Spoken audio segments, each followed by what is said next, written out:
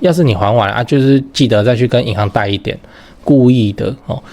这样一来，诈骗集团即使盯上那个房子，但他有跟银行贷款，假设我乱讲玉山银行好了，那诈骗集团他要拐你的房，他也要先跟玉山银行的法务部门这样正面对干嘛，对不对？所以诈骗集团看到那个应该都会先跳过。相较之下，一个老人，然后产权单一，干干净净，就没有一堆人一起持分的，干干净净又没贷款房，那很好，他只要搞定了那个买卖，那个房子就到手了哦，这个很危险啊。那我能想到的解套方式就是再去跟银行贷款，你挂失也是贷款啊，你就故意的再贷一点，让你的房子是被银行设定这样。虽然我是欠银行钱但是那个钱我还起来没有压力，我根本不缺，可是我故意去贷的，相当于上了一个安全锁那个出来的钱就看要怎么用嘛都不用也行啊。60岁以上应该现金买房吗？揭露长辈买房的必知风险。先说结论如果你已经届龄退休，那我会建议你现金买房啊。那这样才不会担心未来房贷的压力。但如果你还离得很远的话，应该还是贷款比较香。嗨，我是买房阿元，订阅买房阿元。我现在终于老了，有房也有钱。我们在上一支影片聊了地价税怎么算，如果你还没看的话，可以看一下。那今天我想跟你讨论，可以现金买房吗？这次我们来聊一个新闻我念一下标题：姑姑想砸1200万现金买房，他喊不划算，急阻拦的阻啊网博不一定那内容是这样，就是有一个网友的姑姑现在已经快60岁了，然后自己有一间房子在住，那很害怕投资，只要有钱都存定存这样，然后存到现在手上1200万现金在想是不是要拿这笔钱不贷款来买个小公寓或是套房来当包租婆这样。那网友就阻止他，说什么银行现在的利息比过去低很多，贷款会很划算，而且贷款可以贷到30年这个是那个网友讲的贷款到30年，这等一下会说。那他姑姑就觉得，就算他办贷款，剩下的钱也只是放在银行生利息，那他也不打算做其他的投资，干嘛要给银行赚那个房贷的利息？就现金买就好。好，先说结论我支持姑姑直接现金买房，因为以那个姑姑现在的情况，银行应该也不会给她很好的条件那干脆就直接走包租婆路线会比较理想。所以你要知道，不要去说服长辈如果我是这位网友的朋友我真的不会去说服长辈，因为从刚开始的这个描述就知道，这位姑姑是个非常保守的人呐只买定存，然后就这样子硬生生给他存到1200万，这很猛这很猛然后你叫他突然跟银行借个几百到几千万，他怎么会愿意？而且长辈现在年纪也很大啦那说房贷贷到30年不太可能，未看先猜15年差不多，因为现在天条就是那个年纪加贷款年限小于等于75嘛除非他能提供其他的财力证明，那才有可能再增加这个贷款的年限。但是你要考虑的一件事情就是长辈要退休了，所以他会瞬间没有收入，只剩下那个什么老人年金、退休金这样那在没有工作收入的状况下去扛一个1000万以上的贷款，你觉得他晚上会睡得着吗？而且如果银行突然升息，月缴多个几千块，对我们来说都还好，那对退休没有收入的长辈来说，他就会觉得压力很大，很难负荷，他就会怕嘛。这个就跟我们之前讲的买房子只是实现幸福的一个手段，这件事情就违背了。所以我会建议全款买一间便宜的3房2厅假设这位是我的长辈的话，我会建议他说，那你就买一间3房2厅的房子，以他手上的钱 all in 下去是可以买到电梯大楼3房平车没错，但是这样很吃紧，应该1200万会直接被消耗光，那还是要留钱在身上嘛，所以他可以买一间比方说3房2厅的公寓那只要你不是买台北市的话，1000万以内还是买得到 OK 的公寓。那至于为什么要买公寓不是套房，原因也很简单，你整间租给人家就比较不用去管理就真的如果你买套房或是隔套，那跟3房2厅相比，你就是要出租的人就多很多，而且那些都是短期的人才会住套房，那事情会变多。什么灯泡坏掉、网络不能连之类的哦，那忘记带钥匙啊，房客就扣来了。管理3房2厅哦，就是一个家庭租客跟管理套房真的不是同一个难度，除非是觉得说啊，就退休没事做，跟房客聊聊天也不错这样，不然我还是会建议哦，就是买那个整间出租的，那选择的范围就会大很多哦，就不用纠结于说什么在家里附近哦，或是什么骑机车会到，是可以跨县市的。像是住台北，然后可以买高雄的房子来出租，那这样很容易找到一间从800万以内条件还不错的公寓或华夏，这样就可以实现退休当房东，轻松收租的理想生活。因为你配合那个政府的社会住宅政策哦，包租代管。讲完了哦，我们整理一下，我们今天讲的可以现金买房吗？我先跟你分享了一个例子，就有位网友的姑姑因为快要退休了，现在手上有1200万的现金。所以想说要直接现金买一间，未来来当个安稳的包租婆。而网友认为现在银行利率很低，现金买房很亏，应该跟银行贷款买房会比较划算。而我的看法是，因为长辈已经要退休了，对银行来说，他贷款条件就不好，那还不如就是直接现金买房哦。那这也能避免很多什么未来突然升息啊、月缴变多的问题。那这个月缴多几千块，对我们来说还好，但是对已经退休的人来说，真的他就会有那个缩衣节食的危机感。另外我也会建议那个长辈要买的话，就买1000万左右3房2厅啊，整间出租的东西就好了，因为这样不太需要管理，那也不用买在家附近哦，才更有机会找到条件更好的东西。那未来就可以做一个配合政府的社会住宅政策，就可以做一个安稳的包租婆这样。哦，对哦，这几件事情先讲，不然怕忘记。就现在不是房地产吹冷风嘛，这已经是事实了。那我自己的观察是这样跟你分享一下。先说台北台北市、新北市。那台北目前依然持续在成交那成交的行情没有特别的高，也没有特别的低，就行情这样。只是说现在的买方分布已经变成说 50% 是自住换屋那 50% 是财富传承，投资客几乎都离开台北了。那我想这个也不赖嘛，就没有投资客在那边恶性炒作那前面讲到那个 50% 自住换屋，自住换屋很重要的考量就是小朋友的学区所以蛋黄依然非常坚挺那 50% 的财富传承那财富传承讲的就是就天龙人嘛有钱的天龙人，那通常都是怎样？长辈就是看生几个小孩，然后每个小孩一人帮他们买一间这样要给小孩的这种属性，所以他那个也没有要投资，也没有要炒作啦，就是保值就好财富传承那你有钱，你要放在全台湾最顶尖的房地产市场来自住换屋或是财富传承都可以只是说现在成交在4500万以上已经是目前的常态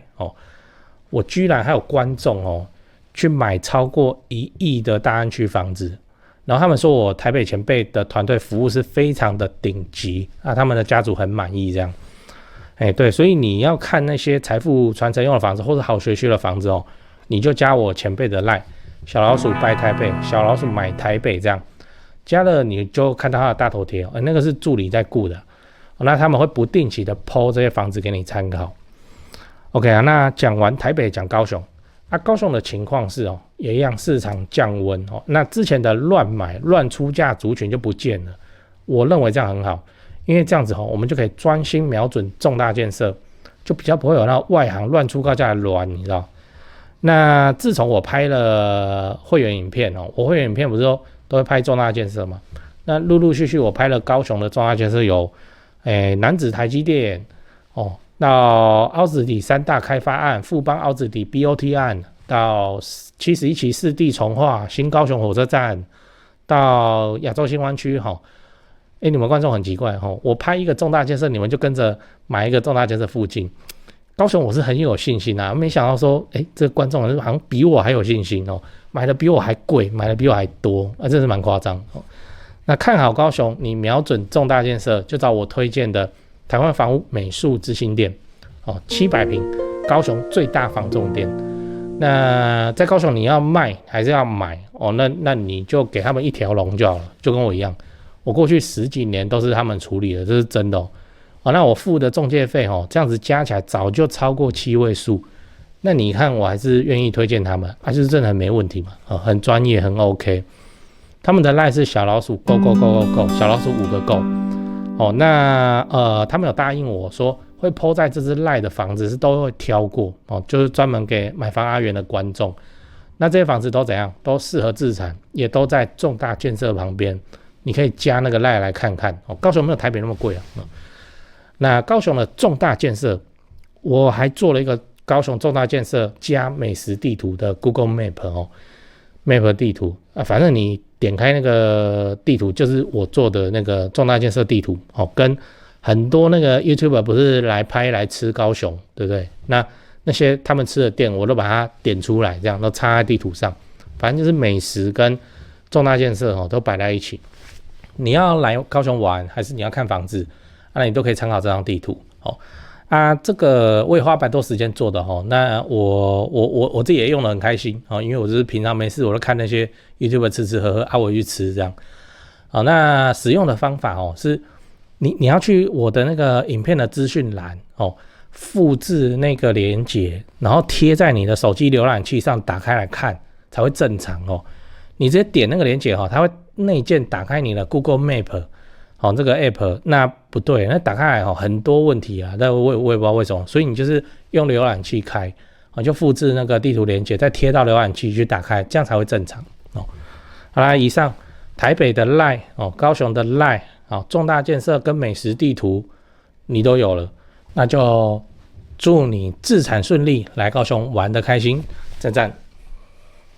讲八卦讲八卦。现金买房完之后，还有一张牌还没发动我讲给你听听看就是这个网友的姑姑她不是手上有一间没有贷款、价值1000万的房子是可以去押理财型房贷出来的，然后去买中华电信的股票来放生就缴一缴2代健保，每年收股利这样。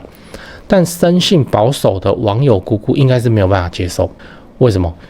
他就一辈子定存，你现在叫他退休要去买他以前惧怕一生的股票，都不太可能的就是套利这件事情。那当然，股票中有很多的风险，我刚讲的那个技法的确是很多退休族长辈在做的事情。理财型房贷的利率通常会小于中华电信股票给的股利，而且这个中华电信股票就是这种退休族群的最爱嘛，也有人讲什么银行股都可以。就是自己研究那个每年发钱的股票，然后去看那个套利的空间。其实也不一定要是股票这个技法的核心是说用便宜的钱去赚更多的钱在退休族的应用上，因为退休族已经承担不起本金的损失，所以都会选择非常保守的标的，保守到说，这个中华电信应该不会倒吧那获利也很稳定，那就会变成很多退休族存钱领利息的选择。我不是说一直在推中华电信或什么，只是我听那个家族长辈在讲，都是这个中华电信那至于这个钱怎么来那就是看怎么来那你可以是像那个网友姑姑的案例来说，今天讲的，如果透过理财型房贷来操作的话，就会变成同时怎样？他有一间房子在出租 ，OK， 这间房子会有租金跟可以等到房地产的资产膨胀，那他同时又拥有保守稳健的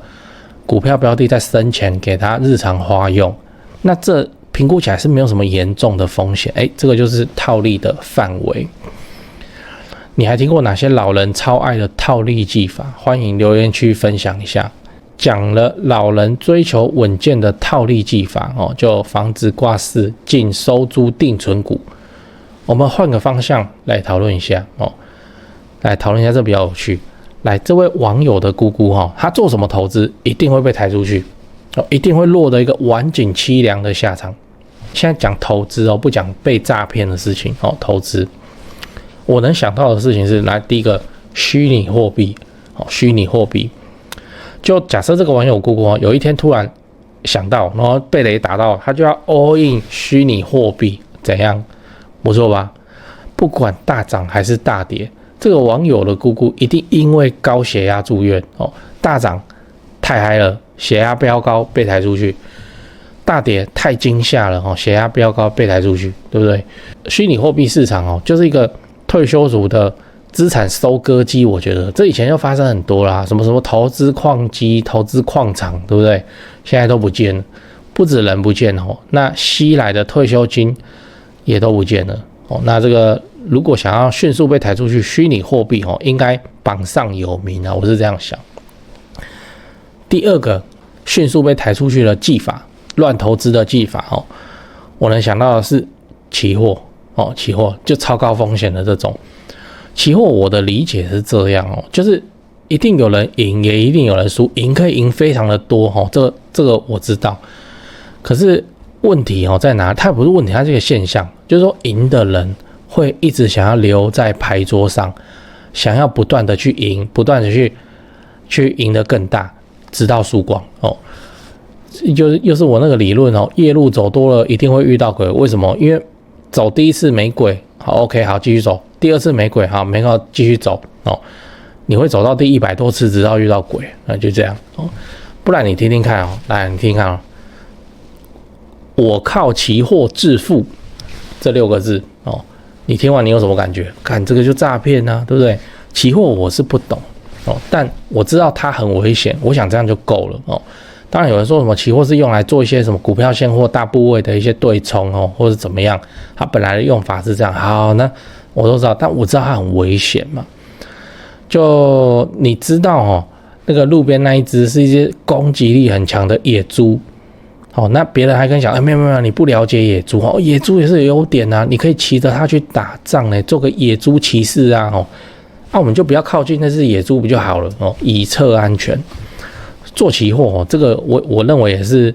也是退休族哦很容易翻船的事情哦，而且期货的赔钱好像非常激烈，动不动都是上社会新闻的那种。你做中华电信，你知道怎么上新闻？你还可以股东会去呛人哦，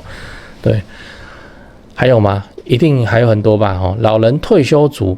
到底要怎样才能够安安全全的保全自己的财产？我现在看一看，我认为方法非常有限。但是老人退休族要怎么短时间之内把这个财产退休金全部赔光？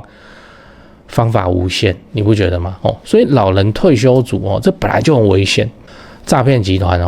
或是各种投资工具不管合法非法，都是盯着老人退休族一定因为他们身上有一大笔退休金，甚至还有一些房子资产，这绝对是一块肥肉。那在房地产中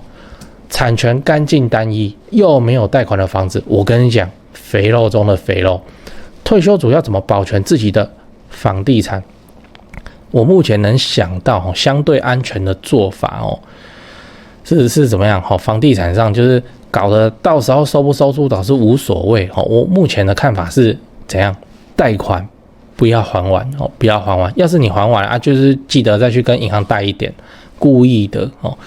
这样一来，诈骗集团即使盯上那个房子但他有跟银行贷款，假设我乱讲玉山银行好了，那诈骗集团他要拐你的房，他也要先跟玉山银行的法务部门这样正面对干嘛，对不对？所以诈骗集团看到那个应该都会先跳过。